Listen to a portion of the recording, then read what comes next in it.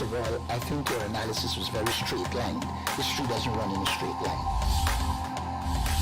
Kid, you cannot tell your neighbor he is stealing ducks when you are stealing frogs. As High Commissioner, I was wrong.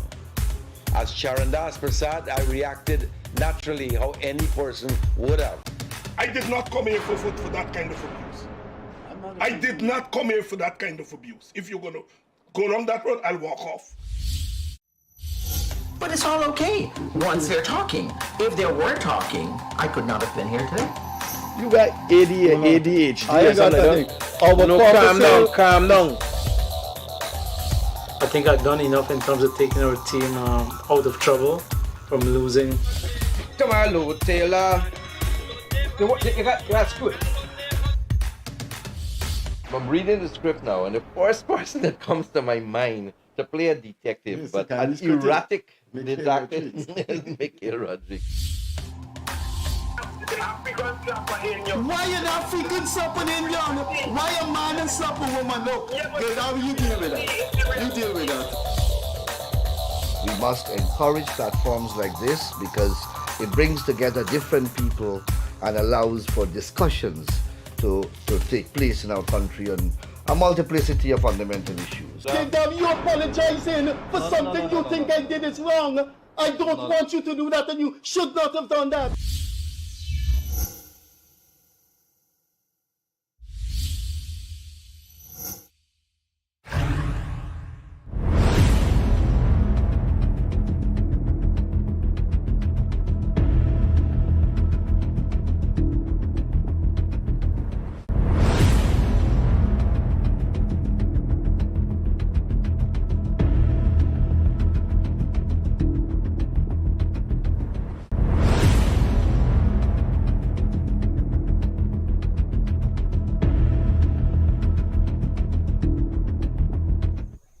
Hi there. Welcome again, once again to the live Friday night call-in of the Freddie Kissoon show. We couldn't make it last Friday, it was Pagua. But we did have a show. The show must go on. So we will continue as usual. We did have a show on Pagua Friday. We will always have a show despite any holiday, New Year's, Good Friday, what have you. The show must go on. I'm on a console alone this evening. Didn't solicit my colleagues to come on the show. That's my fault. But let's see if we can get through an hour and a half. I have done it several times and we have got through an hour and a half. My cell phone is on the screen, 614-5927. We're live on Facebook. You know, Guyanese Critic Facebook page. We're not live on that. I've been told that will be solved in a couple of weeks. But from Monday, if you go on Facebook and you type in the Freddie Kissoon show, you will see us live, just like when we were live on Guyanese Critic Facebook page. I'll keep repeating that on the show. And there is a strip, as you can see. We're on Facebook. Search the Freddie Kissoon show. So, thanks for being with us once again. It is a tropical Friday evening in Georgetown. About an hour ago, I left the seawall with my dog, had a bath, and came down here. It's quite a nice Friday evening, and when I think about that, I know I made the right decision of returning to the Caribbean after studies abroad in Canada. I think the Caribbean is quite a nice, cool in both senses of the word to be in. I'm a Caribbean boy. I don't think I can face, at my age, that cold elsewhere.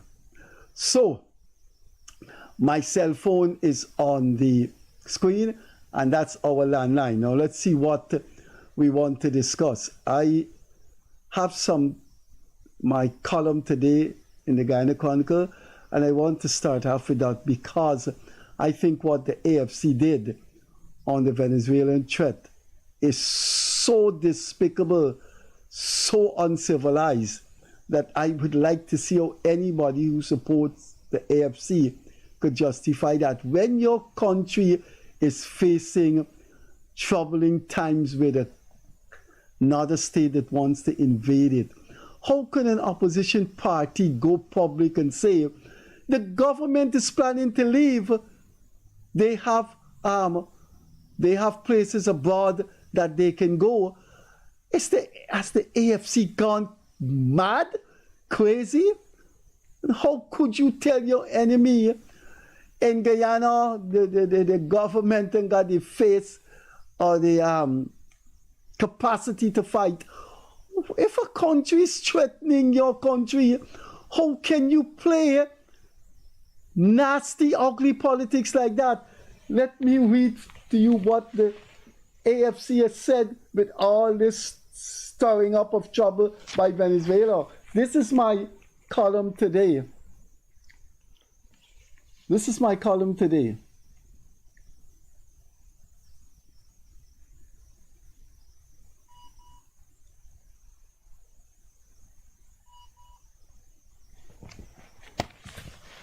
Every Guyanese must ostracize the AFC over its Venezuela statement. Here is what the AFC wrote. While Venezuela is threatening us and we're supposed to come together and tell Venezuela we are one, we may have our differences, but we are one. Here is what the AFC wrote. While the PPP leadership have personal stakes abroad in safer foreign lands, ordinary Guyanese will be left to face the consequences of Venezuelan action.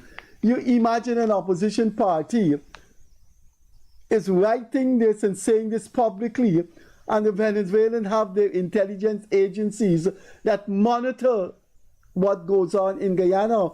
So, two things here. They are saying that the leadership of the country, the government, got safe harbors to go when this thing starts. But obviously means that the government is planning to escape.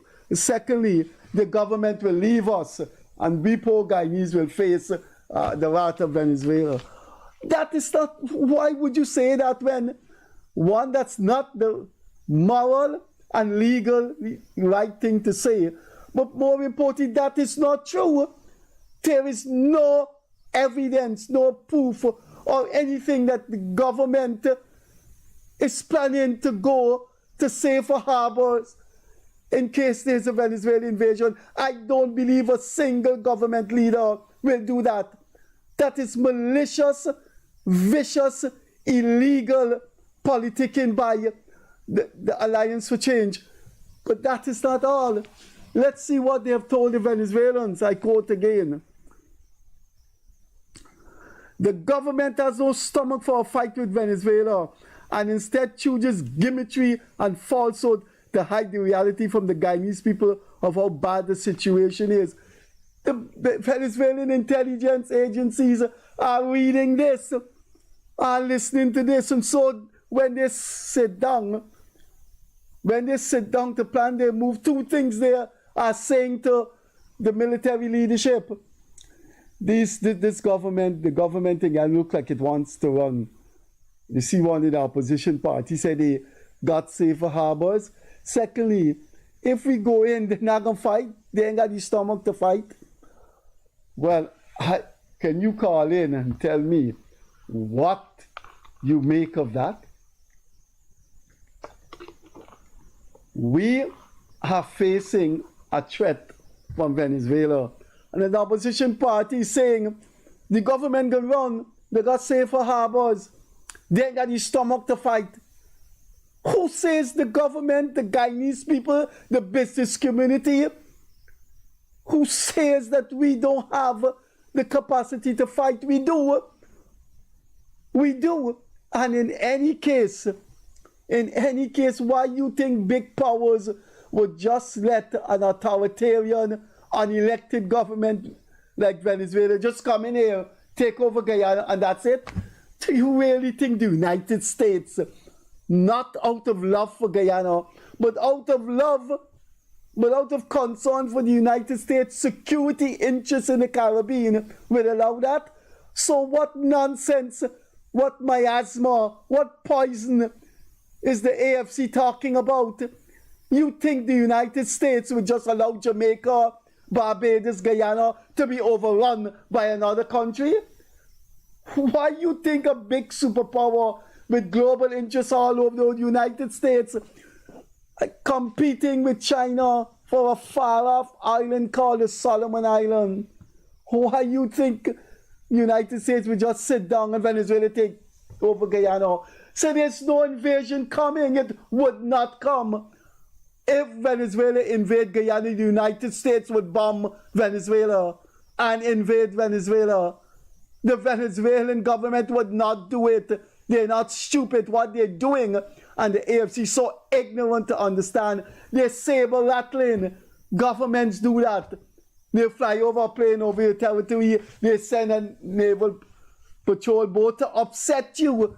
The stupid people in the AFC don't understand that. So they're telling Guyanese an invasion is coming.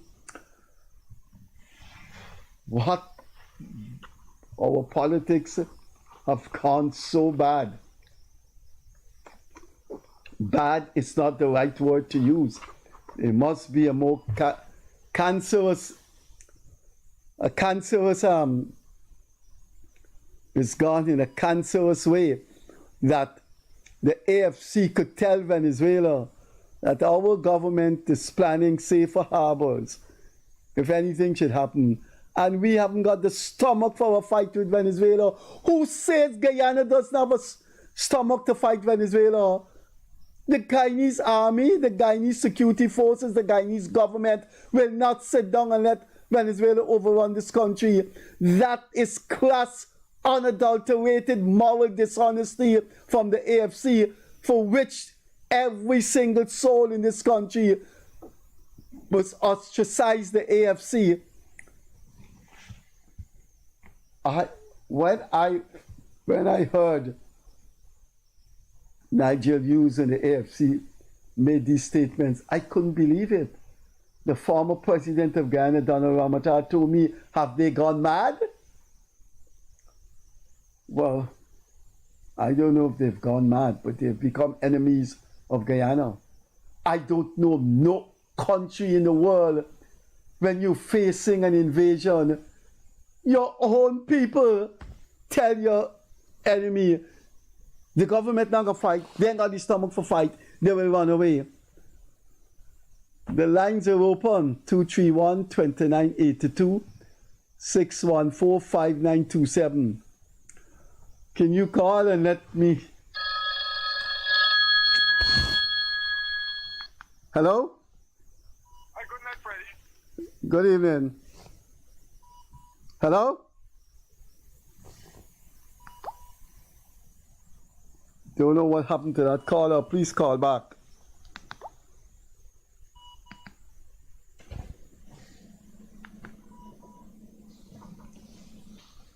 Good. So something happened with that caller. The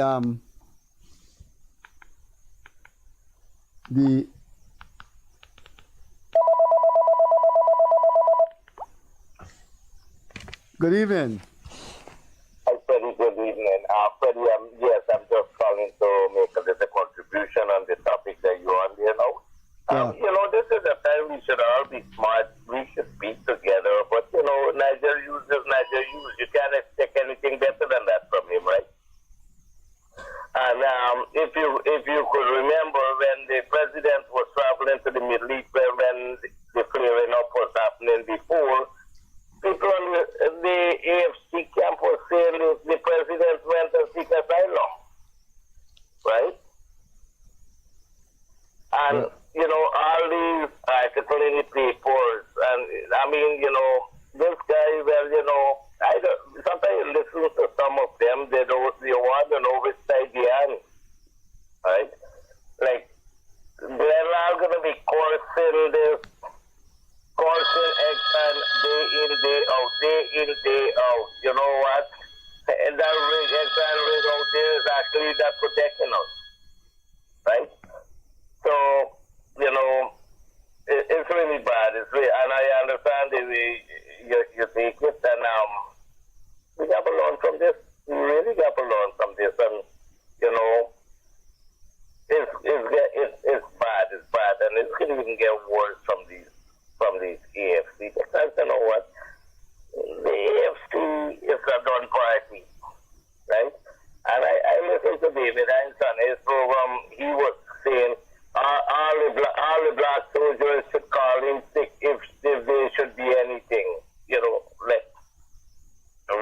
and everything. He said that? We buy. Yes. Yes, he said they should call in sick. You know? Anyway, Freddie, let's hope, we could make a change. And, we think different and we pray for these guys. But, but there's not going to be no place for those guys, man. It's in the political arena, it's a display of agency with them, right? But they know they don't have a place nowhere, but, let's see what's going on. Anyway, Freddie, that's it tonight. Okay, thank you. Well, I didn't know, David Hines, say if Venezuela invade us, all the black soldiers should not go to war. But the good thing about the good fallout from that kind of thing is people are seeing these people for what they are. How can you equate the ruling party with the territory of Guyana? The ruling party was not in power in 2015, 2020. It means parties come and parties go. Guyana remains. And for... Good evening. I Freddie. You know where all this thing coming from? You see, this guy on the election fraud case, and the magistrate have prolonging this case, if he had enough, well, of course, they'll be convicted yet. But these guys, all them in the AFC, would have been in jail, supposed to be in jail, and not on the road talking trash. This is my contribution. Okay, sir. All right, thanks. Good. We're discussing what, well, you could call in and any other thing, but this is what we're discussing. What the AFC said about Guyana in the face of Venezuelan, threats. This is what the AFC wrote. And obviously you must know, the AFC must know that the Venezuelan security agencies and the Maduro government are monitoring what goes on in Guyana. This is what the AFC said, in case you didn't join us at the beginning. While the PPP leadership have personal stakes abroad in safer foreign lands, all the ordinary Guyanese will be left to face the consequences of Venezuelan action.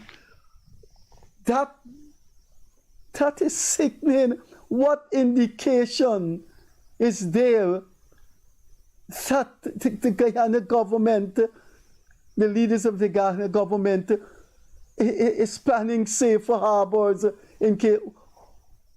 Where did the AFC come up with that? But most of all, how could you tell Venezuela that the Guyana government is in a state, has an attitude like that? This is our country. When Venezuela invaded, all of us are gone. It has nothing to do with PPP, PNC. And this is the man, Niger Hughes and the AFC, that are planning to run in the election so they can win the government.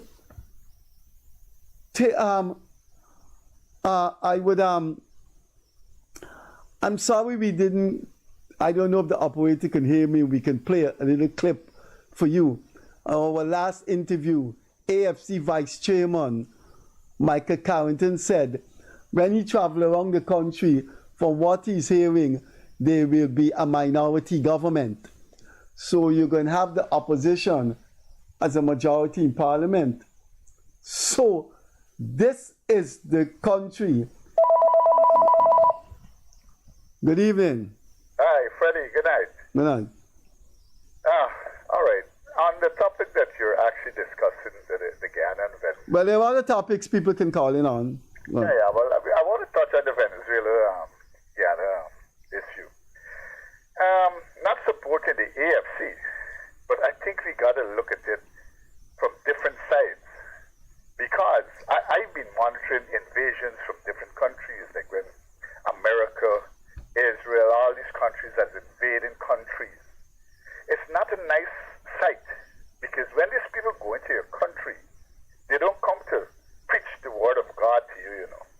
They come to literally kill you and take your land. So people have to be afraid. And I have seen a lot of governments run to other countries seeking asylum when there is invasion. So even if somebody make a statement like that, because for example, I have listened to the Home Affairs Minister made a statement that if anybody collaborates or supports the Maduro regime, if it comes into Essequibo, they will be prosecuted and charged with treason and jail. But let me be very realistic with you, Freddie. My mother's 80-something years. We born and grown in Essequibo Coast. We're Essequibans. If those people invade us, what can we do? Can we resist against them? Can we put up a fight against them? We don't even have a sling and shot to defend ourselves. We have to adhere to what they say. It's not that we are happy that they're invading. It's not that we want them to invade us. But what can we do to help ourselves? And this is where we have to look at it too, as a people, right? I'm not saying that what Venezuela is doing is right, but I'm looking at if they should do enter the country. What can we do as a people to represent ourselves? We're not being informed by the government or there's systems in place that we have bunkers, we can hide, we can do this, we can do that. You know how much of us can be killed within that period of time? Even if Venezuela stepped over to Essequibo, 15, 20 minutes, they would come radically. They would execute people like mad. You know that and I know that. People would run. People would run with fear. But I have to stop you there. What you are doing there is fear-mongering. No. What you do, there is no evidence. Look at invasions that's taking place in the world. They're not going there invasions are taking place where? Invasions are taking. Venezuela is not going to invade Guyana. Fear us as a people. You are creating. Venezuela is not going to invade Guyana because the United States have global interest in seeing that is not done. We're not saying nay, but you don't know what could happen because Maduro. It's not going to happen. What you are doing there is creating confusion on no solid basis. What the Venezuelans are doing, you're playing into their hands. When they send a naval patrol boat, when a plane fly over, that is what they want to happen in Guyana, and that is what the AFC and you are doing. There is no fear Venezuela. What I'm saying, I am not afraid of Venezuela. If I have to fight to defend my country, but why you think? In my hand, I would fight. But why you think the government wouldn't do that too? Why you think the government wouldn't fight too? Why you think the government is looking for safe harbors? As what the AFC said, and the government doesn't have the stomach to fight. What the AFC has done is to use cheap law politics as an opposition party to get at the government in the face of a threat from a neighbor. But what people don't understand is that the United States is not in love with Guyana. The United States is not going to sit down and say, no, they can't do Guyanese that. It's in the United States' global interest to see that Venezuela does not invade Guyana. It's not in the U.S. international security interest to see that. If Venezuela invade Guyana, it shows the decline, the weakness, the cowardice of the United States, and it means the United States will fall as a global power. No, we understand. Listen to me, fair. We understand not only the United States will sit down and allow that to happen. We got the European countries. We have Britain, right? They all would support us. But you know what could happen with a madman like Maduro? No, I don't know what will happen. Well, I can tell you because I think Maduro. A lot of countries. But I don't know why you think Maduro is a madman. Palestine is being invaded, and I've listened to you supporting Palestine. I've listened to you on your own show supporting Palestine. And do you see what is happening with that invasion? You can't. You can't equate the You can't two. equate war is war. There's No, sir. War is not war. War is not war. You can't equate the United States. You can't equate the European countries backing Israel to invade Palestine. There's a superpower backing Maduro too. Russia, China, Iran. You know they're superpowers too. They're cannot push that. The Chinese and the Russians are backing Venezuela, which is in the backyard of the United States.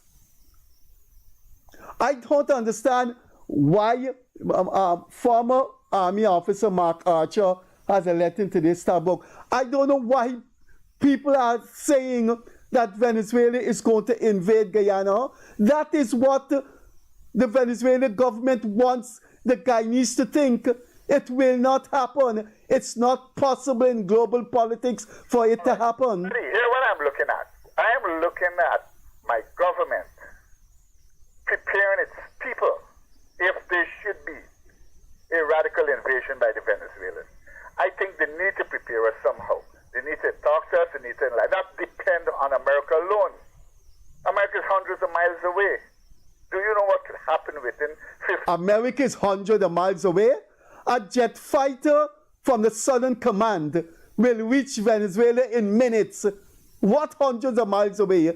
There is the U.S. Southern Command that will reach Venezuela in less than 15 minutes. Understood. Well, there's no doubt about that. I'm not doubting that.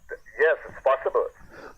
Tell me something. We need to be prepared. Tell me something. You think Maduro... We need to be prepared. Somehow or the other, the people of this country need to be prepared. Okay, sir. As you claim it, if the government wants us to stand as one Guyana and as a people, we need to stand together, and the government needs to prepare us. That is the point I'm making. Okay, sir. Thank you. You follow me? Okay, yeah. I think the government is doing just that. All governments will do that. Bye-bye. People don't seem to understand that what they're doing by the Venezuelans are coming, we got to start. Oh my man, oh my. Good evening. Hi Freddie, the man's a lunatic talking of it. The man don't listen to news. He wants the vice president and the president telegraph their shots. What they intend doing?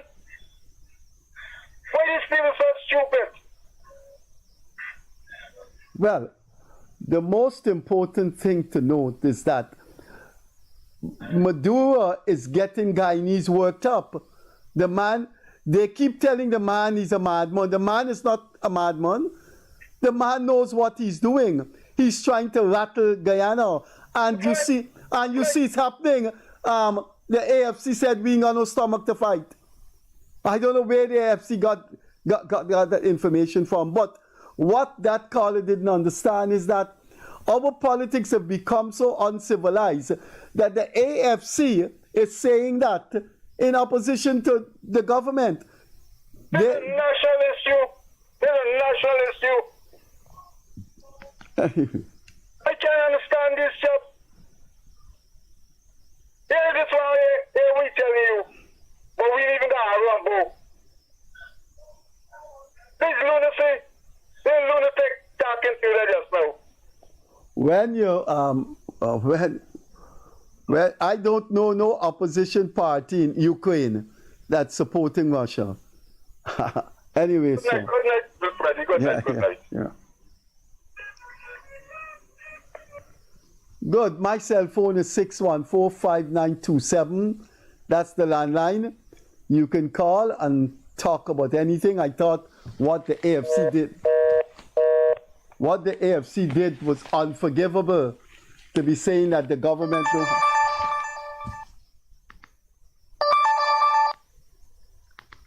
So that is one of our topics tonight. You can call in on. We did say an advertisement for the program. You could call in and discuss the Melly Mel controversy. Anything else you want to discuss? I started the program on with what the AFC has done. I think what the AFC has done here is unforgivable. That's my article in today's Chronicle about the AFC playing right into the hands of the Venezuelans. There is no invasion of Guyana coming. Maduro invades Guyana, the United States would invade Venezuela. Maduro is not stupid. Good evening. Good evening, sir. How are you doing? Good night. Good night, sir. Yeah, this issue about this Venezuela border thing with invading, well, that won't happen, you know. This thing won't happen. People believe that the Venezuelan is this stupid. Them Venezuelan is stupid. Them Venezuelan know the country they're in a crisis. And they're not going to put their country in more crisis. But Maduro just want to throw and bluff. You throw and bluff to see what, you know, like when you play dead, you know what funeral you're going to get. And that's what he's doing. He know his position. He know what is his position. He's not going to do that shit. You understand? People only just get things at the wrong aspect, you know? Especially that there's a Cuban man where I'm thinking, I live in Venezuela for 29 years, I live in Venezuela. I know from the government how they just think, the way they just think, and the most of the majority of the people, the Guyanese people who live in Venezuela, is them insecure, and I may know how they just think. You understand? Me know how insecure when people just think they're real crazy, you know, they're real stupid, man, I'm going to show you.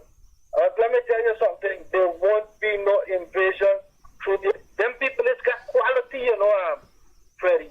Them people is people with quality, you know. Them army is quality, they're well equipped. The damn joke, you know, is 29 years I live in Venezuela from a Venezuelan citizen and a Guyanese citizen. But let me tell you something. They're going to think twice to invade Ezekiel, but they will pelt a bluff. They will bluff, they will play dead to see what funeral they will get, but they know the right thing is what they got to do. You understand? They're not going to come in Ezekiel like back and think like what a stupid Ezekiel when I start thing and raise people and kill out people. You understand? That Ezekiel people mentality, my real thought is, I tell them I lived 9 years among them. So I can know what I'm telling you. You understand? Them people is all what they think, what them think is right. You know, they're right. He attacked with fucking Afghanistan and this stand and them stand and them thing. Let me tell you something. We not got terrorists in we country. What them think that happened in Palestine and this sign and that kind of sign and Frankenstein, that them business, them got terrorists, they got real terrorists. In Guyana, we don't got we got some lava-dava, wash mouth people, while like that one bundle of stupidness, know what them neighbor story and this one, and they don't know their own story. You understand? That's what we got in Guyana. You don't go to jail for them thing there. That is my contribution, but Okay. Bye-bye. Good evening. Hi. A very good evening to you, sir. I might ask about 2 things or 3 things, just to highlight. Very much important to our people. I know our country is being accused of it. First thing first, I wanted to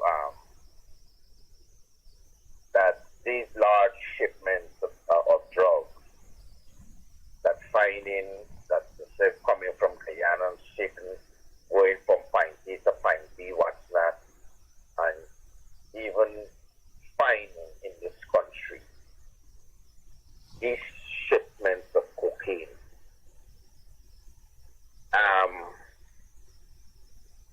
How is it that I can't even find a word. It is being said that it is either being moved from Guyana or it's in Guyana, etc. But we cannot find the person that get it into this country. It's in the country, we found the large shipment, and this was going on for years, a number of years, that shipments of cocaine is from Guyana, etc. But we're not finding these persons or people really a handful of persons would be involved, and they, you know, how is it like that? There's one. This Venezuela and Guyana story is a very serious story, and we should not be taking it lightly. I know that he's saying that Venezuela would not invade Guyana. I was glad for that it would be like that.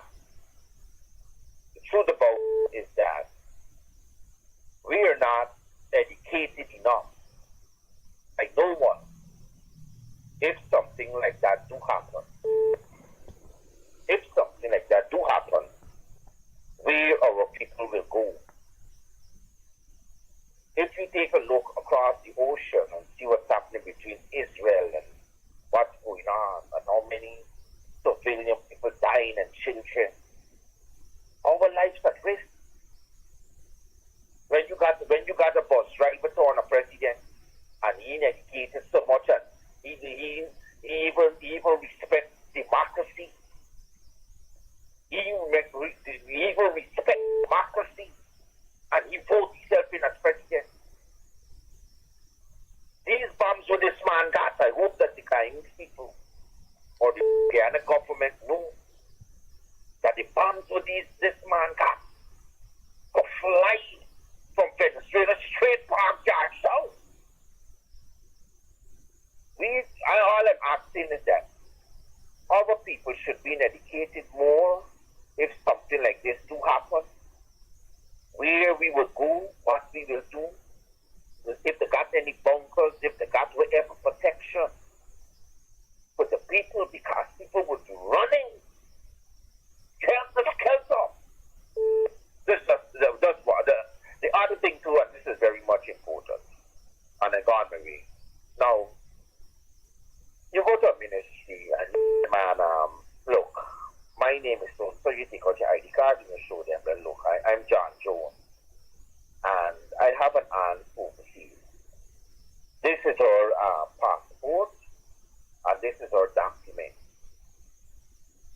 I'm just checking to see for her if her name is on the register list, not for voting, on the register list, either for a house and land, either for something. No, they come up to the suggestion, no, we something like that. That person got to come in, they got to come in person.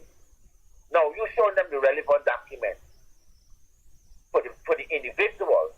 You don't know the scam. They have scam, I know that. But the truth about this is that your aunt, your sister, your father, your brother was overseas, whosoever, they can't ask you in Guyana, man, look, I just want you to check on the ministry and check and see if they got this, I got a paper here showing that I receive a land, X, Y, and Z, and what's not, and this and that, blah, blah, blah. They're not allowing that. And this is supposed to be public document. This is supposed to be public document, and a family member just come to find out, is this document that they got still registered, this person still in the system, you can't know nothing. Excuse me, stop there. You have to be specific. What specifically was a relative asking for? The relative was asking to find out, right? They was asking to find out about the land that they received. But when they received it, they left the country, never returned back. But because of what is going on overseas and what's not, they want to return So back. a relative went into the Ministry of Housing to ask for what? Exactly for what? Just to check the system. Well, show them, the person send the document through a phone, through the WhatsApp, right? You check these documents and see if this land is still available and what is the procedure and what's not. You take it to them and show them. They said they can't do anything like that. You even show them the person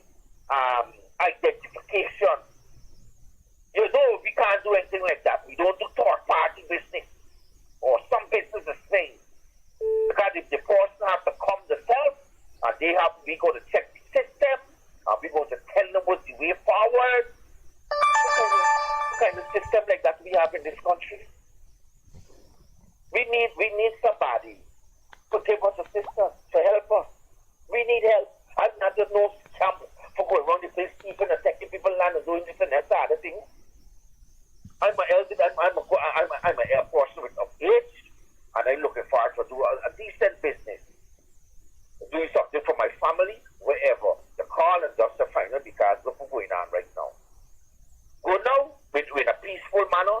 These people, like, I don't know, the manners, the way how to talk. It's so terrible. They should be treating people more better than how they treat the persons. This is somebody's personal business and land that was given to them. Matter of fact, they're supposed to be public, we call it, they're supposed to be the public, that the public should know about that. That the person got to come in person and set this and check that. Anyway, sir, thank you so much. Okay, bye-bye.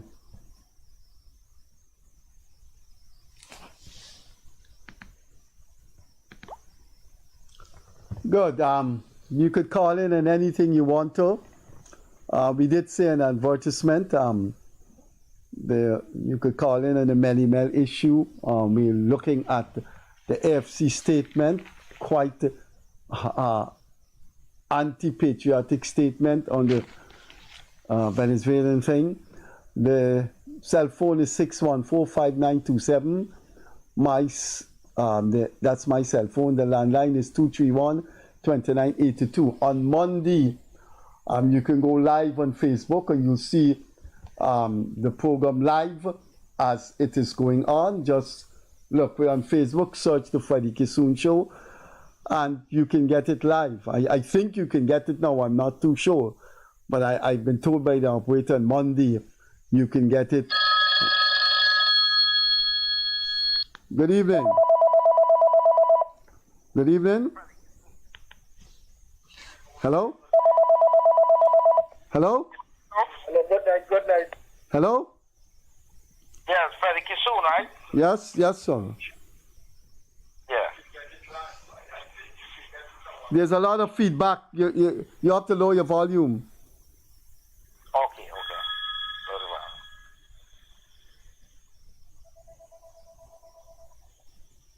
Hello? Ready? Yes, sir. A lot of people want to get in. Could you go ahead, please? Yes. Sir, can you go ahead, please? Hello? Hold on. I'll try to lower the volume.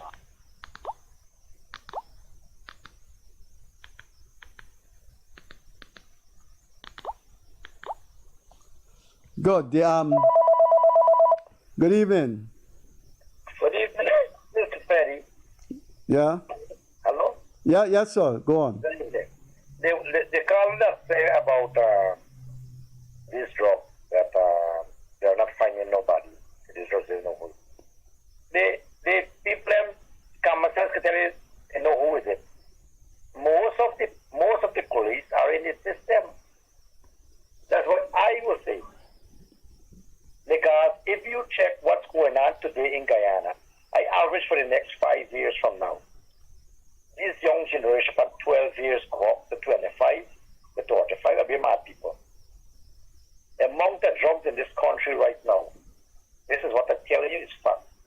And police don't do nothing to them. So much of youths are thieving because of drugs, weed and things. And a thief, you go to the station and give a report to these police, none not come and attend to you. None, nothing wrong. So that's the drugs, man. They're not attend to you.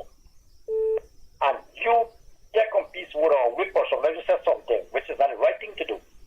Right? And you clap on lash for them in your yard. You say you're going to lock up. Pretty fast, because I know you're going to get money. They get money. It's every living day. Watch I do some work for some people today. And one of drugs, right? Thief out 2 sacks cement for the man, please, for the market cheap. And when the thief out the cement for the man go to the station.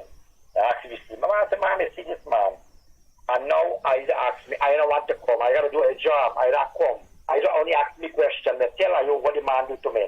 And I just not come. Right? Why is it you don't come? But they may take something and put a lash in it. The man even threatened me to lash me a piece of wood. I didn't come. they'll put a lash in the man, I go come and lock me up. There's your duty. You all don't have to, that's the reason why crime come into the country. They can don't attend no drugs, man. The lands of man of smoke drugs and thief, to me, I don't know. I just suggested police like that. So when you do them something, police come for you. That's what happened. If you tell you that on the show regular, you know how people come to the police. But nothing are not changing. I'm not saying all the police, but nothing are not changing. We are getting worse. Well, let me see, getting worse. I'm not saying that I give up. We see the president is trying his best. We see the whole cabinet is trying his best. But the force is letting us. And any country that you don't have a good force, you will always get a problem. When you got a corrupted force, you will never have a problem. You will never. And if government against it, the police force and tell them things, they will against the government. It's an undermined system. It's happening all about. You believe these police can't do the job better. They can do the job better, but you know what happens to them? Money. Everything is money. Who push your hand in the pocket? That's them looking after you. You can't push your hand in the pocket, you're not going to look after. That's your business.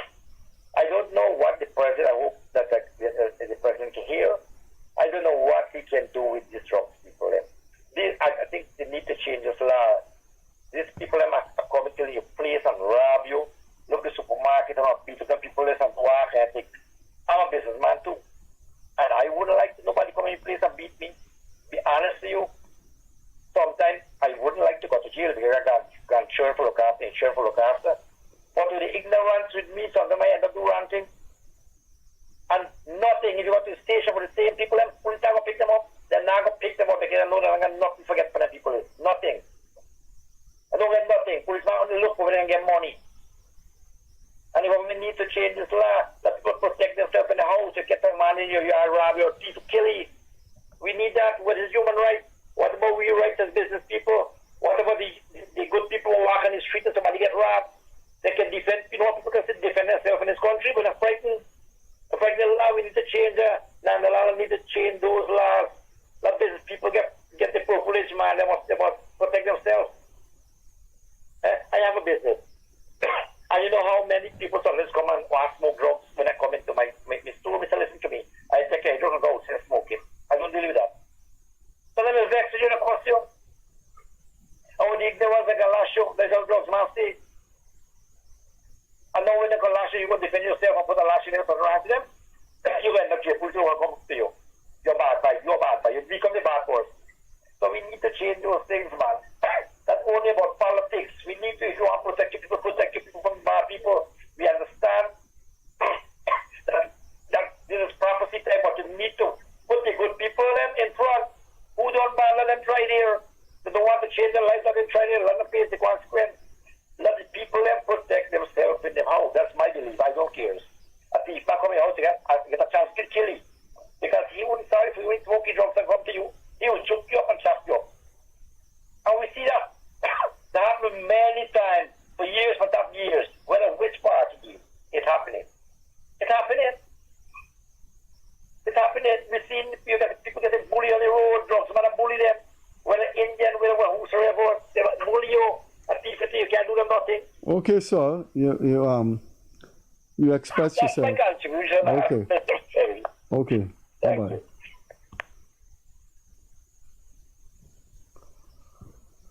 Good. The show goes on. 231-2982 is the landline.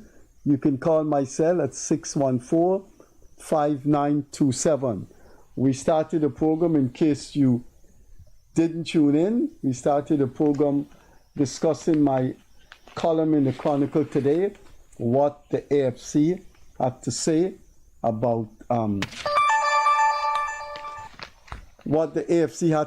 Venezuela, which was quite sickening. That instead of we gathering together and hold one head. Good evening. Hey, good night, Freddie. I just want to know if you could.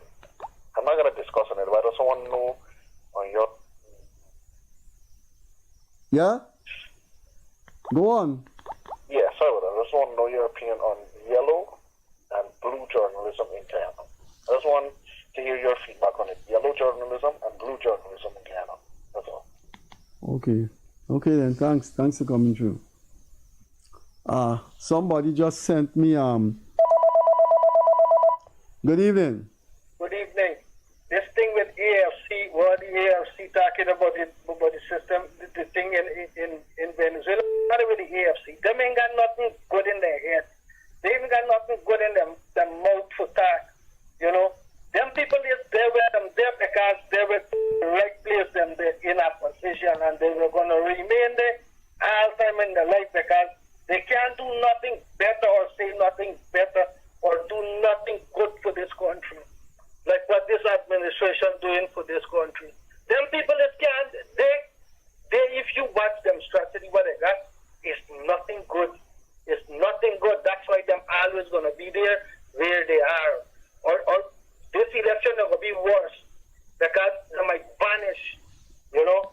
Nobody mightn't talk about AFC and PNC and APNU no more because they're done. They're done. They don't have nothing. It says, you watch the opposition leader, Avery Norton. What sense this man was talking?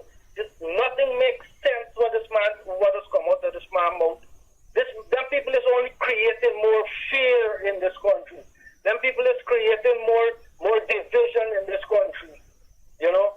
Them people is ain't going nowhere, you know. Them people is ain't going nowhere. I don't know why them people is don't stop this nonsense what they get. And if they stop this nonsense and be true politician, real politician, maybe they will get somewhere. Maybe they will get somewhere. But don't work to AFC. They only want to bring fear in this country so that people go get stupidity, badly, for them come and brainwash them brains and tell them what to do. That's the only thing AFC and APNU and PNC could do. Nothing more. They make good for nothing more, buddy. I tell you, that's my contribution. Okay, thank you. Somebody just sent a message saying there's very loud music in Sussex Street, Alboystown. The problem that goes on, report made to the police. Police haven't showed up. I remember this person a few times while talking about that there seemed to be a particular place in Sussex Street, Alboystown, that plays loud music. Good evening. Good evening, Mr. Kissoon. Yeah, go ahead. Yes, so I have a few questions here that I would like to get out. First thing first, we have a Mongol. I'm not going to call name because I know, I don't care. We got a Mongol here in Linden. That time he wants a war, he wants this, he wanted that, or whatever. Nobody knows what Melimel got fooled for. I'm following daily to see what is it, but just to start something, they want to blame the government and 24/7. However, now, the Attorney General said on numerous occasions that the contract that APNU signed, they was 20 years, they get it dropped to 5 years, right? 5 years from 2015 to 2020, now it's 2025, 10 long years gone by. Look what we're going through with grocery on the market shelf, right?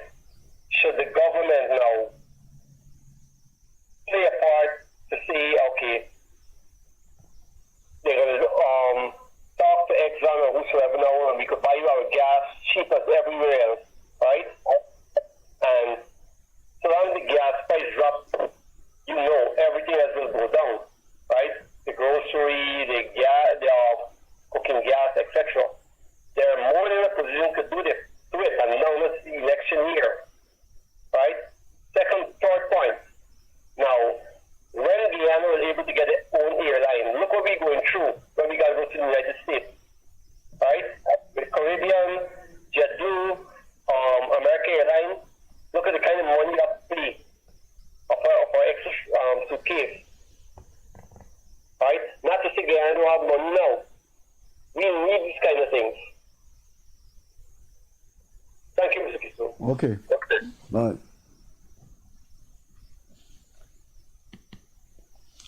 Good. Our time is going. Time really goes when you look. An hour of this show is already completed. So we've got half an hour left.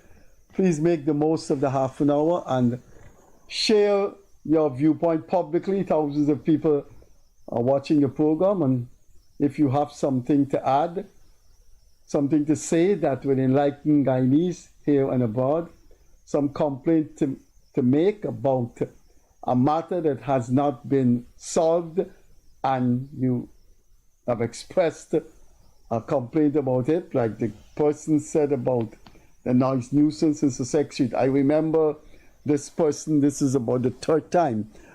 It really, really, really, lacerates your soul that there could be a particular place playing loud music, and over a period of 2 months on this program, people complaining, and there's just nothing could be done. I understand that because I live opposite Movie Town, which has a very, very large car park.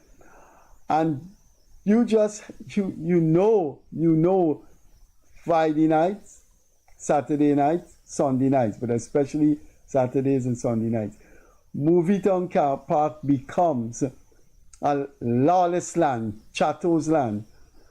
And the CEO for Sheriff Security, the lady told me that when the Sheriff Security approached these people, that two of them would drive up and play their music loud, or they would be riding their motorcycle with modified exhaust, making loud noise. They abuse the Sheriff Security, and the station with the jurisdiction over that area is Turkine Police Station. And the lady said Turkine Police Station just wouldn't come.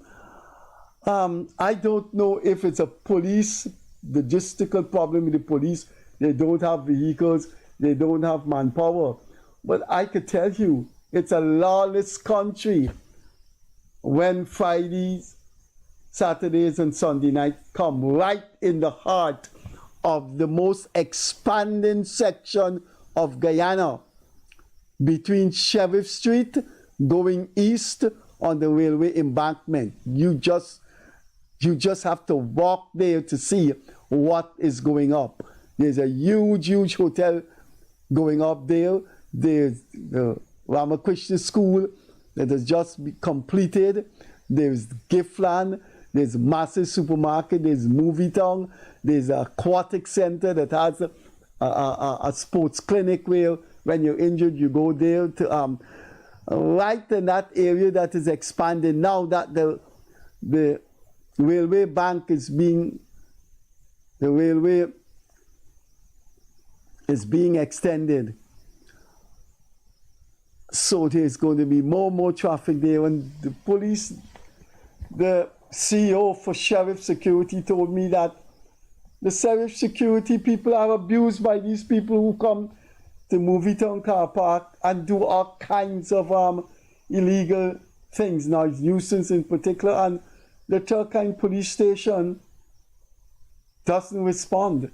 Now, the person who sent this email to me been sending this thing about the past 3 weeks on his live program about a particular place in Sussex Street, Alboystown, that plays really, really loud music. Now, you gotta be a jackass not to know that that is a residential area. So if that person is playing loud music, it will affect older people, it will affect school children, it will affect university students who have to study. Alboystown is not a business area where business close like downtown Georgetown and they're gone. It is a residential area. And this person has been sending me this text every time we're on the program here about what's going on at that place in Sussex Street. But I know what that person feels. I live opposite Movie Town, and I can tell you, it's the same thing next Saturday. It's the same thing It's the same thing Sunday coming. It's the same thing Saturday night, tomorrow night. And the CEO for Sheriff Security said, the Turkine Police Station doesn't come. I think the CEO for Sheriff Security need to get the cell number of a few top police officers. So when the Turkine police station doesn't come, they can call these police officers. I know I do that. I get on to some senior police officers when the police don't come for nuisance in my area. And I have to say there are some good police officers.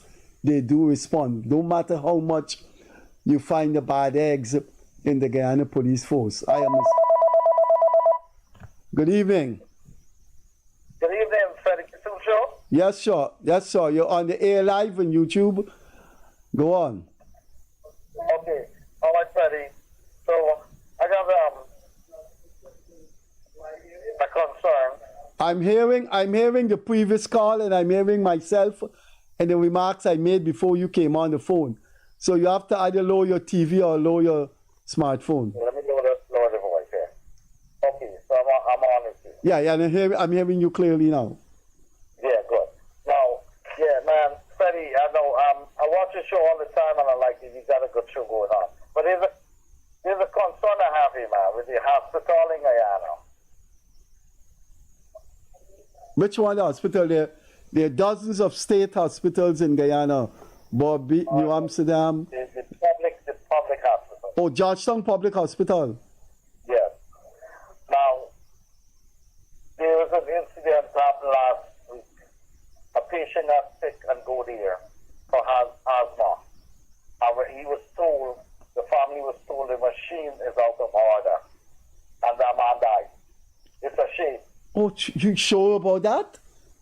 You can. What machine? Asthma? Bro, we waited. I'm in the United States now. Yes. It had to be more than asthma for him to die. No. That It wasn't working. what machine wasn't working?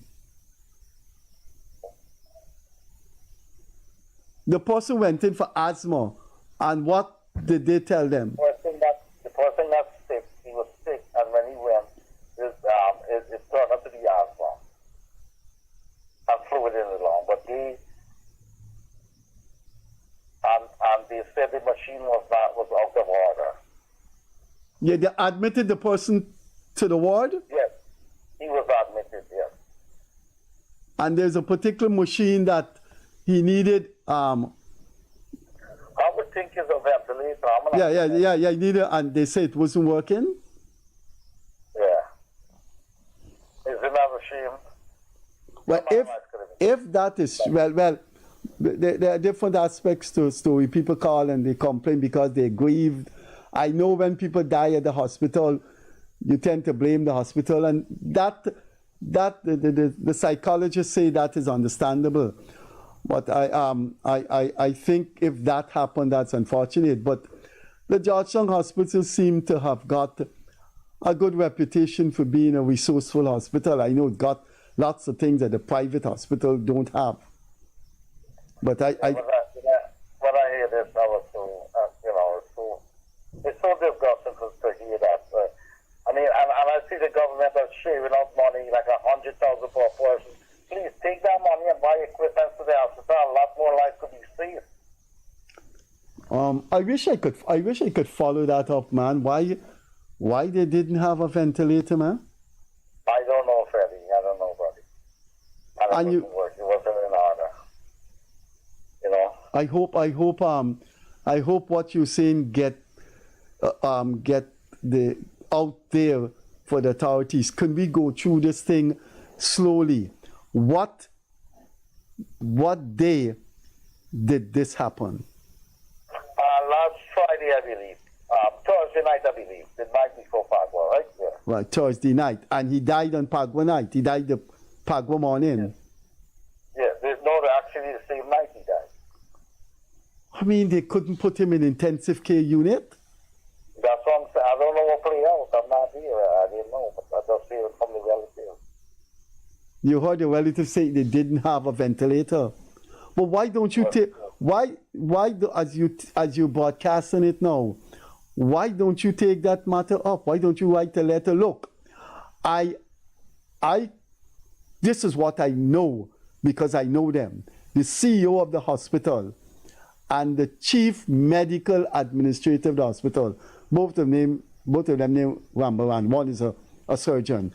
I know they are very competent people who are concerned about things that fall down at the hospital. I can say that with my eyes closed. They would not just toss aside a serious lapse on the Georgetown Hospital. And they're two young men who have the whole future ahead of them. I think the relatives should document this and go and write a letter to the CEO.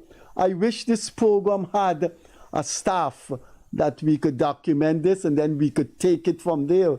But I know I had a nephew that died at the Georgetown. My mother died at the Georgetown Hospital when the Georgetown Hospital was bare.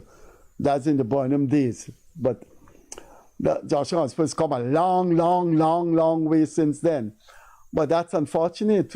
Somebody went in there with asthma, the ventilator isn't working, and they died the same night. If that is true, the hospital should look into that. Within hours. Huh? Within hours, I think it's like less than 2 hours, the man, hit the bucket, It's a shame. To know that Guyana is moving forward, they're saying, but look at this, right at the answer, saving a life, it cannot be saved, with just a simple thing as that. Yeah, you need a ventilator, and a ventilator is one of the mill thing you find at hospital, even the smaller hospital like Diamond and and West Coast. Like these, I don't know who was there and who was taking care of him, but they said what they did, they put that oxygen mask for him to breathe through the nose, but it was beyond that. He needed like the ventilator, like the pump thing in this man, you know what I mean? Not just that oxygen thing they have. But the doctors, whoever look at him, should have known that too. I don't know if I don't know who was the doctor. I don't know. I think one of the problems that the Georgetown Hospital is experiencing, because of the largeness of our country and the need to provide medical assistance to people who can't afford it, is there's a lot of young doctors now coming out. And that's the problem you have with inexperienced doctors. I mean, I can tell you what a doctor did to me at the Georgetown Hospital. Now, I know the management of the Georgetown Hospital try their best.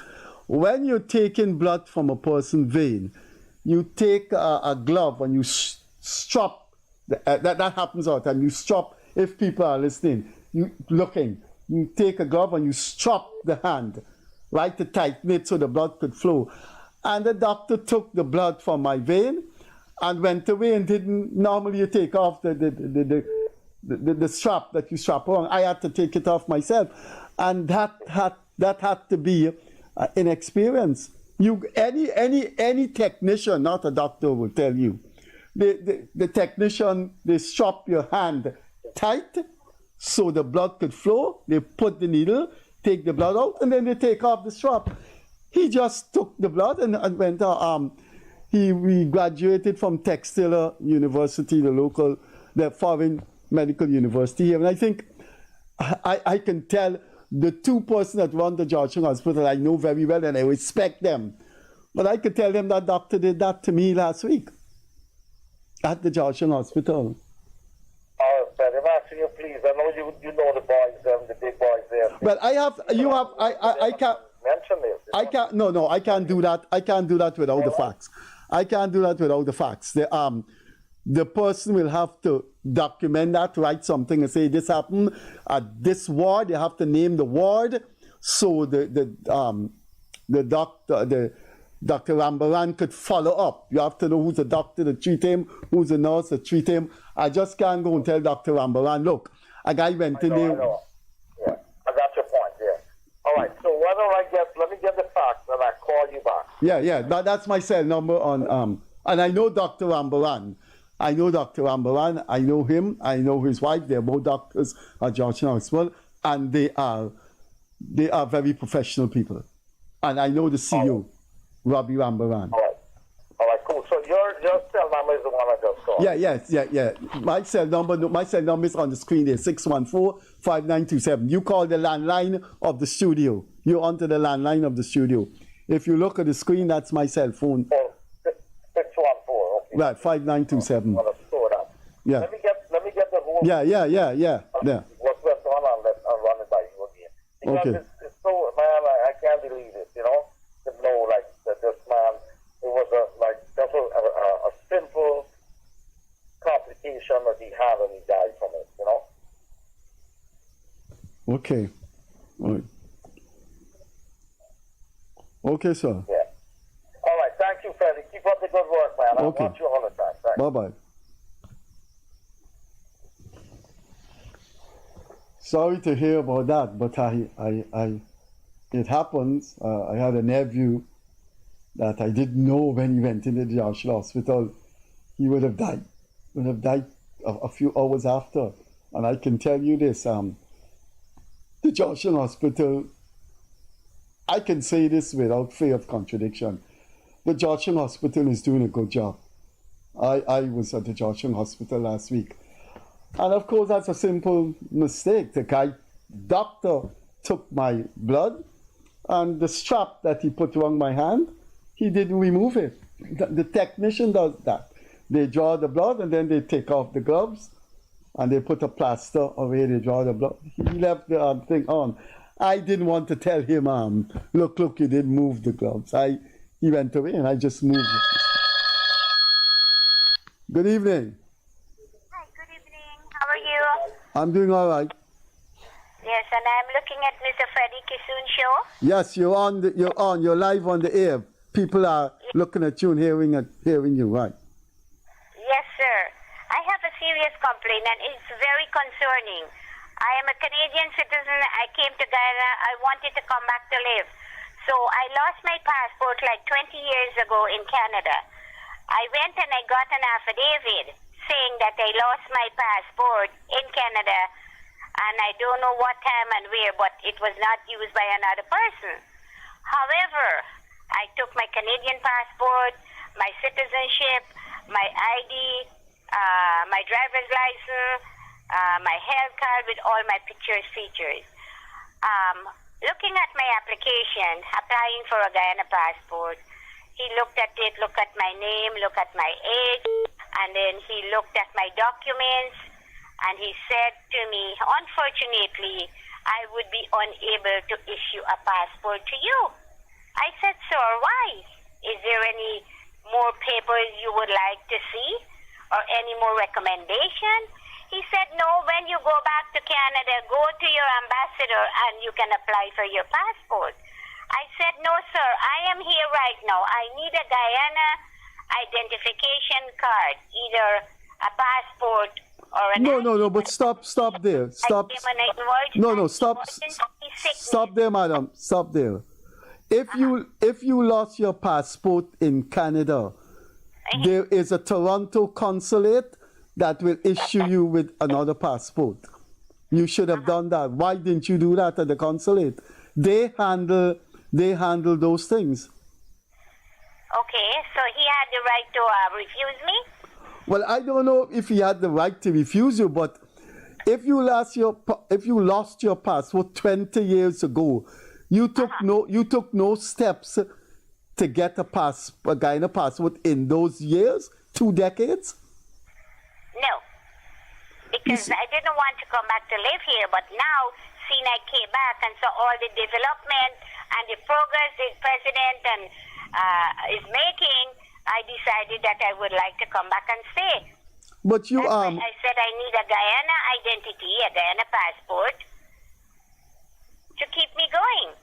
But I don't know what are the procedures, but I would think it would have been better for you if put yourself in a man's place. You lost your passport 20 years ago, and then 20 years after, you came to Guyana and said, I need a Guyanese passport. I think you're entitled to it, but I would like to think that all the documents you produce must have some link to Guyana. Like if you have a Canadian driver's license, that has no relation to Guyana. If you have a Canadian Social Security card, that doesn't have any relation with Guyana. There has to be some paper that links you with Guyana. I'm wondering if that is what he's saying. Look, show me something that tells me that, you know, you have some connection to Guyana. Do you have a piece of paper, anything that links you to Guyana? If you do, I will take up your matter. So what paper do you think? An address? Well, it can't be an address. Madam, you don't have anything to show that you're not an Israeli, a Jamaican, a Italian, but you're a Guyanese? You have anything at all to show that? I have my NIS card. You have your NIS card in Guyanese NIS card? Yes. I was a teacher back home here. Well, look what you can do. If you showed him your NIS card? No, I didn't show him that because he didn't ask me for that. He asked me for all my Canadian passport, what link I have, and I showed him. I went yesterday and he said, bring them. I went back today again, 5 o'clock in the morning. What? Only to find out when I got to him, oh, unfortunately, I cannot issue it. This is not fair. And I saw like he's helping other people of his own kind. What nonsense is going on here? No, don't say that. Don't say that. Yes, don't say it that. is. I saw it here. And all the Indians who were in line, who was in foreign, giving them a hard time. Go join the line. Go at the back. Go sit down there. And telling no other people anything. This is not fair. It's discrimination. Sorry to say this, but it's the truth. Well, you worked up and you're annoyed with him, but I haven't heard any complaint about people being denied a passport based on any. Why did he deny me? I will go to the president. I'm going there to see him. Today he went to a funeral. A family of mine got accident. The boy died. The whole family I think you should. I am going to him to tell him the story. What's happening? Well, yeah, go on. I think it doesn't matter how long you've been. Actually, but with this nonsense that is going on, it's not fair to us. Well, you're certainly Guyanese. You have a Guyanese accent. See, yes, I was born here. I teach here. I work. No. You're entitled to a passport. I think you should take. I think you should take it up. You should. I work here. I make contribution here. Okay, that's my set. Operator, the monitor is gone. Could you put the monitor on back? Okay. Take my cell number and call me, and go and see someone from the government. You should not be denied a passport. No, you shouldn't. Yeah, why would you send me to my country? Go and go back to Canada and apply there. I said, sir, I am here now. Okay, I think the mistake. Migrate here. I think the mistake you made in the beginning, you should have probably got your passport renewed in Canada. But anyway, it doesn't matter. You're a Guyanese and you're entitled to a passport. That is the law. So you should not stop until you get one. Take my cell number down and call me in a few days' time. Okay, my cell number is on the screen. Oh, what? Oh, that one there. Yes, 614-5927. Okay, I will get it. Okay. But you know, sir, I'm not being rude. But it's a concern. Yeah, I understand how you feel. Yes, because I've been here, I work, I teach, I went away, I came back, I want to come live here to put in my little that is left in me, denying just a passport, not asking for anything, refusing to give me. Well, you can, even if you don't have the documents, you can get a passport by an affidavit. An affidavit asserting that you're a Guyanese, etc. Look, you said you're going to speak to someone in government. Talk to them, okay? I also went to a JP and I got affidavit saying I lost my passport in Canada. No one didn't use it. I paid for that. All my money went down the drain. Okay, I went and took up pictures, fill out the application form by a JP. So everything was done correctly, just he denied my right. We can't deny you your passport. No. Go. You said. I'm willing to pay for it as well. Okay. You go and make a complaint to the Ministry of Home Affairs. Okay. All right. Home Affairs, Mr. Nandalal. Go to the Ministry of Home Affairs or go to the AG, Mr. Nandalal Chambers. That's a small matter, madam. That will be. I'm sure the government will help you. Okay.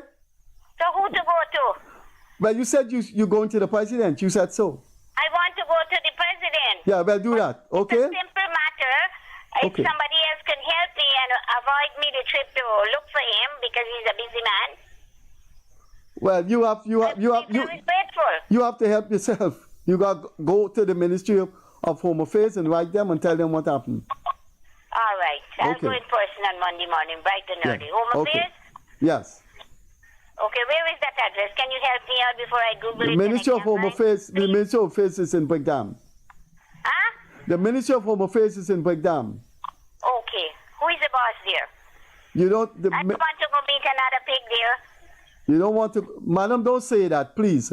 Go and see the minister. Go, Minister of Civil. Okay, then, madam. People are ill-treating. Okay, madam. Okay, madam. No, I don't want to. I don't want to hear that wasting, madam. I don't want to hear that wasting. Please go to the Ministry of Home Affairs. Bye bye. Hello.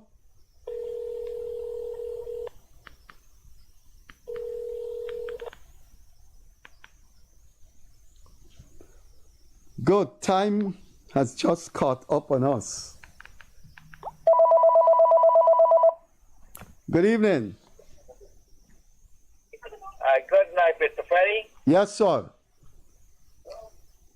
Good night. Good night. Sir, there are lots of people who want to get you. You're on the air. Please carry on. All right. Now, that lady calling from Canada. Yes, sir. Yes, that lady calling from Canada. Do you have a birth certificate to provide? I'm concerning a passport business. Concerning what? Teacher. Huh? Concerning a lady with the passport. Yeah. Canada. Why don't you provide a Guyana birth certificate? She claiming it's one in Guyana. Well, I'm sure she knows. Look, she knows she has to provide some document that links her with Guyana. We can start with the. If she look. No, they wouldn't accept that. But the thing is, she's entitled to a passport. She's entitled to a passport, but when she goes to see the president or she goes to see the Minister of Home Affairs, they will tell her she has to get a birth certificate. So that's the best advice I can give her. You have to provide a proof. Yeah, I told her she has to show some link with Guyana. So she has to get. She said she was a teacher. She should find out which school she should show. I don't think so. Okay then. Good night. Yeah, okay.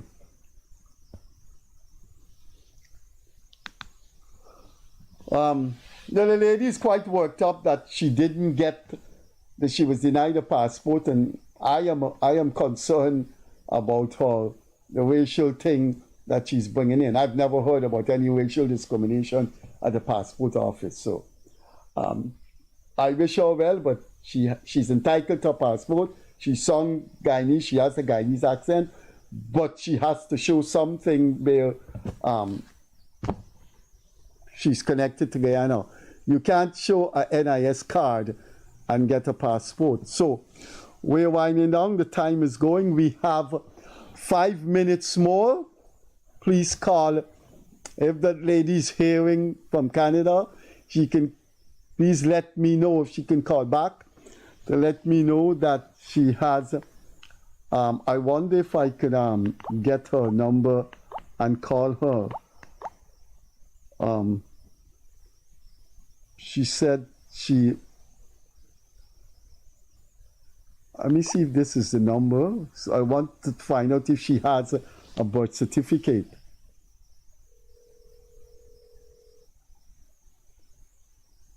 if she doesn't have a birth certificate. Hello? Oh, you're not the person that called about the passport. Okay, yeah, I thought, is this the lady that, this is the lady that called about it. Madam, you're the person that called about the yeah. Do you have a birth certificate? Yes, I showed him my original birth certificate as well. You showed him your Guyanese birth certificate? Yes. No, that's nonsense. That's nonsense. Listen. Call my cell number next week, and I will deal with your matter. Yes. Okay? I will take you into the ministry myself. Yes. I will take you into the ministry. Or I will take you to the chief passport officer. You just keep my number and call me. I will deal with your matter. Thank you so much. Okay. Bye-bye. All right, bye. Well, for that caller who called, I wonder if the lady has a birth certificate. The lady has a Guyanese birth certificate. She has a Guyanese birth certificate. She should get a... What the hell? I hope her facts are correct. You apply for a passport with your birth certificate. Something went wrong there. I think I'll try to help that lady. She has my number. Good. 5 minutes remaining. Let me tell you, there's a strip on the show. We're on Facebook. Search the Freddie Kissoon Show. Hello. Hello, Freddie. Yeah. Hello. Yes, go on, sir. Hello. Hello, this lady is a call about her passport. Yeah. She have a Canadian passport. She has a Canadian passport with hello. Yeah, she said she has a Canadian passport. But in the Canadian passport is marked place of birth inside. But she doesn't. Guyana. Well, And she has a right to come to her embassy in Toronto to get it, and then they would do that. They would issue something. Can't go to Guyana because you're there. No. No, she's a Guyanese, and she has a Guyanese birth certificate. No, if she has a Guyanese birth certificate, that overrides everything else. It means she's a Guyanese citizen. She said she produced her birth certificate. She presented a birth certificate To him. Use her passport. She said she presented a Guyanese birth certificate to him. You apply for a passport with a birth certificate. Something is wrong with her. Something. Now, you should get more information. Yeah. So I don't know. I can't understand how we could refuse her if she had a Guyanese birth certificate. Right. Something wrong with her. Yeah. I will. Did you listen to the program from Dr. Hines and Rita McDonald and Nigel London? No. I know it's overseas from America. Now, they're claiming that the Guyana government won't do anything on their behalf, but they have to go in to the embassy in America and make a complaint. Then the embassy will return favor to Guyana. Nobody can just go and say this. They have to go in with a lawyer to the American embassy where Guyana is representative there before they can go to release anybody from anywhere. So, and the guy is a green card holder. The guy is stupid, Nigel London. He's a silly man. That guy who says he's a preacher or something like that. I don't know if he's a preacher. Well, yes.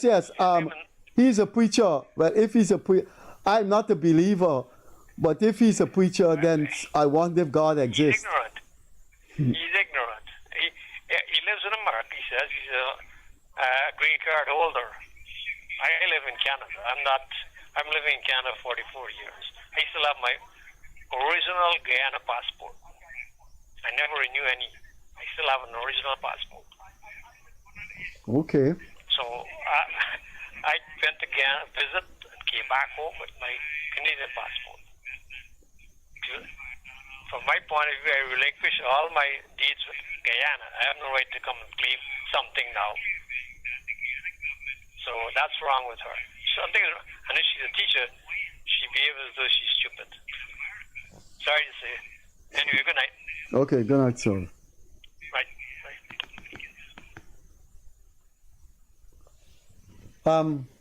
I am going to count to 10, and if there's no call, we gotta go. The time has run out. I can't believe an hour and a half has passed like that. We hardly had any long break.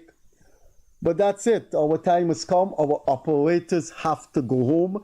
It's 10 o'clock in the night. I am going home. My wife made pizza. My wife made peanut punch and pizza. So I'm going home to have two slices of pizza and peanut punch. And then I'm going to type my Sunday article for the Chronicle. It's going to be on Dr. Jagan. That Sunday is his death anniversary. Dr. Jagan was a prodigiously, phenomenally great man. One of the most uncorruptible politician history has produced.